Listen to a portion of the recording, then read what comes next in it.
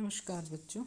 हम पहले पढ़ चुके हैं कि इंटीरियर डेकोरेशन जो है या इंटीरियर डिज़ाइनिंग है उसका अर्थ क्या होता है और उसको प्रभावित करने वाले कारक कौन कौन से होते हैं। आज हम पढ़ेंगे कि इंटीरियर डिज़ाइनिंग जो है उसके अंदर प्राचीन व आधुनिक विचार, क्योंकि इंटीरियर डिज़ाइनिंग ऐसा नहीं है कि ये बिल्कुल अभी का मॉडर्न कॉन्सेप्ट है। प्राचीन समय में भी इंटीरियर हुआ करता था। आरामप्रद रूप से रहने या कार्य करने हेतु यह आवश्यक है कि सिद्धांतों के आधार पर सावधानीपूर्वक सज्जा की जाए।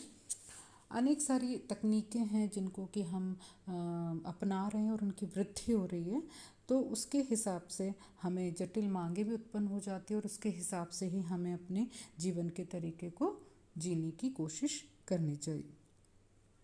ट्रेडिशनल जो डिज़ाइन है उसमें सन 1897 में न्यूयॉर्क के एडिथ वॉर्टन ने लिखा था कि उस समय के वास्तविक गृह सज्जा को वस्त्र बनाने की शाखा के रूप में देखते थे और इस क्षेत्र को बिछावन बनाने के लिए छोड़ दिया जाता था, जो प्रत्येक कमरे में पर्दे के ऊपर की झालर, कृत्रिम पौधों को वस्त्र द्वारा तैयार करना, टेबल के ऊपर मखमल का आवरण चढ़ाना और सजावट की वस्तुओं ड्रेसिंग टेबल पर लेस लगाने का कार्य करते थे। इसको वो ट्रेडिशनल या हम कहें प्राचीन सज्जा कहा करते थे। अच्छा, अब ये बात आई कि क्योंकि वो मतलब इस बात से ये सारी चीज़ें ठीक नहीं थी, तो उन्होंने एक पुस्तक लिखी, द डेकोरेशन ऑफ हाउसेस। किसने लिखी? और जिसमें उन्होंने 18वीं शताब्दी की वास्तुकला और डिज़ाइन के स्तर पर आंतरिक सज्जा को एक नई दिशा दी। जो सिर्फ और सिर्फ अपोलो हॉस्टरी से आंतरिक सज्जा किया करते थे, उनके लिए एक किताब आई। उन्होंने उस चीज़ को बिल्कुल बदल दिया और उन्होंने ये माना कि किस तरीके से आंतरिक सज्जा की जाती है। सन 1913 में अमेरिका की LCD वॉल्फ ने एक पुस्तक लिखी, the house is good taste. उन्होंने लिखा, सामान्य घर जिसमें फायरप्लेस सही स्थान पर हो, विद्युत प्रकाश की व्यवस्था सही हो, आरामदायक व संवेदनशील फर्नीचर हो। ये उन्होंने LCD फॉल ने लिखा। अब धीरे धीरे लोगों ने इस बात को अपनाना शुरू किया और अपने घरों में अधिक आराम और सुविधा के तौर तरीके अपनाने शुरू कर दिए और उन्होंने पारंपरिक सौंदर्य की आवश्यकता के बारे में भी जानकारी दी। साथ ही रंगों के ज्ञान और प्राचीन फर्नीचर की पृष्ठभूमि के संयुक्त स्वाद से परिचित करवाया। जैसे जैसे गृह परिसज्जा की अनेकों किस्में उपलब्ध होने लगी, सज्जाकारों के उत्तरदायित्व जो थे वो बढ़ने लगे। इसी तरीके से एक थे फ्रैंक पार्सन्स ने आंतरिक सज्जा के प्रशिक्षण हेतु अपनी संस्था स्टार्ट की, school of fine and applied art.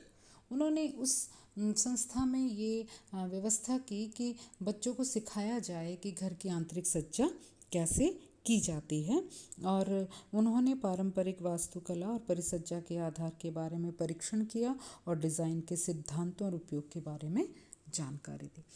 Bharat में प्रारंभ में केवल रहने के लिए बड़े बड़े कमरे बना लिए जाते थे, क्योंकि उस समय स्थान का अभाव नहीं था, अतः खुले और बड़े कमरे, लेकिन उनको सज्जा कैसे करना है ये इतना ज़्यादा नहीं था।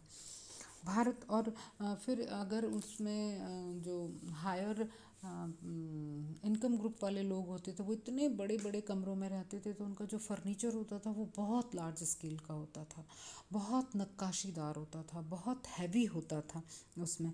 और भारत के अंदर जो प्राचीन महल, किले, मकान, हवेलियाँ हैं, अगर आप उनको देखें और उनकी आंतरिक सज्जा को देखें तो नक्काशी, पेंटिंग्स, कलर्स, दर्पण, गलीचे, उन सब चीज़ों का ज़्यादा महत्व था। फर्नीचर बहुत बड़े, नक्काशीदार, वैभवशाली हुआ करते थे। पेंटिंग्स होती थी दीवारों पे, दरवाज़ों पे, खिड़कियों पे, मेहराबों पे, बहुत अच्छी नक्काशी हुआ करती थी। रंग बहुत फास्ट यूज़ करते थे और जगह जगह शीशे लगे हुए हुआ करते थे। और तो प्राचीन समय में सुंदरता का ध्यान रखा जाता था, किंतु उपयोगिता और क्रियात्मकता का इसमें कोई स्थान नहीं था कि वो चीज़, जिस चीज़ को हम आंतरिक सज्जा के लिए इस्तेमाल कर रहे हैं, उसका कोई उपयोग भी है या नहीं।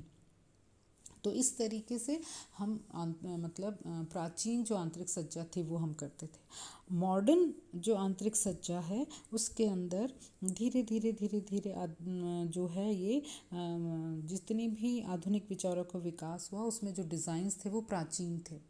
प्राचीन डिज़ाइनों से प्रेरणा लेके आधुनिक इंटीरियर डेकोरेटर्स ने इंटीरियर डेकोरेशन की शुरुआत की। यह विचार जो था वो 19वीं शताब्दी से प्रारंभ हुआ और ये धीरे धीरे बढ़ता चला गया और सन 1920 से 1940 तक पारंपरिक और आधुनिक दोनों शैलियों का उपयोग होने लगा। जो शैली जिससे ज़्यादा प्रभावित होती थी उस का सामंजस्य हमें घरों में ज़्यादा दिखाई देने लग गया। अब उसके अंदर ये होने लग गया कि जो सजावट आप कर रहे हो, जो फर्नीचर है, जो चीज़ों का इस्तेमाल कर रहे हो, उनका क्रियात्मक उपयोग भी होना ज़रूरी था। प्राचीन समय में कमरे की दीवारों और खिड़कियों से जो थे वो मतलब दीवारों से घिरे रहते थे, जबकि मॉडर्न में ये हुआ कि पार्टीशंस, जालीदार पार्टीशंस, शीशे, ट्रांसपेरेंट शीशे और इस तरह की चीज़ें जो थी उनका इस्तेमाल होने लग गया। पार्टीशन बनाए जाने लग गए, छत बीच में नहीं होती थी तो खुले स्थान बनाए जाने लग गए, आकाश का प्रकाश प्रवेश होने लग गया हमारे घरों के अंदर। इस तरीके से जो आधुनिक सज्जा थी वो उसमें चेंजेस आने लग गए।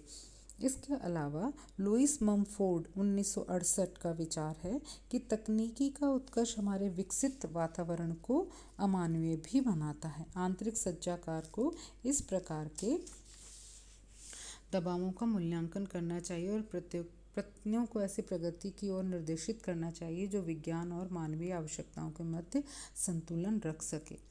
इसी तरीके से फ्रैंक लॉयड राइट 1968 ने लिखा कि वास्तुकला में प्रगति तभी संभव है जब मनुष्य की प्रकृति और उसकी परिस्थितियों में होने वाले परिवर्तन के अनुरूप रचित की गई हो, यानी दोनों सेम हो।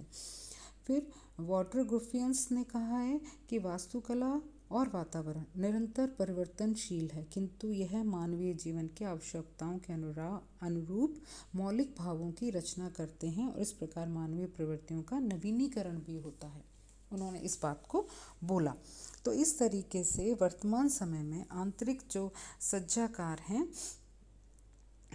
उन्होंने बहुत हद तक वास्तुकार के समान ही चीज़ों को आजकल इंटीरियर डेकोरेटर्स जो हैं वो वास्तु का समागम रखते हुए मॉडर्न और प्राचीन आंतरिक सज्जा का समावेश करते हुए आंतरिक सज्जा कर रहे हैं, इंटीरियर डेकोरेशन किया जा रहा है। और ये इंटीरियर डेकोरेशन बहुत ज़रूरी भी है। हम आगे बाद में पढ़ेंगे कि इस डेकोरेशन की या इंटीरियर डिज़ाइनिंग के उद्देश्य क्या हैं और इसके सिद्धांत और इनके सजावट की शैलियाँ कौन कौन सी हैं और इनके जो हैं वो सिद्धांत कौन कौन से हैं, कला के तत्व कौन कौन से हैं जिसके आधार के ऊपर इंटीरियर डिज़ाइनिंग की जाती है।